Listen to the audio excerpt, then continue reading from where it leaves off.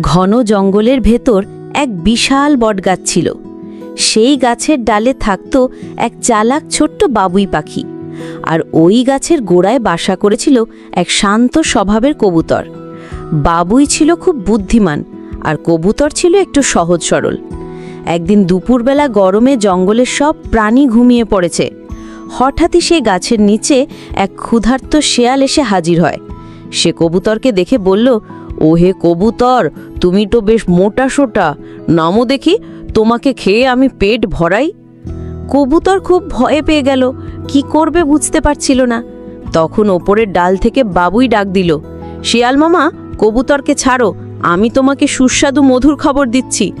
শিয়াল অবাক হয়ে জিজ্ঞেস করল, কোথায় মধু?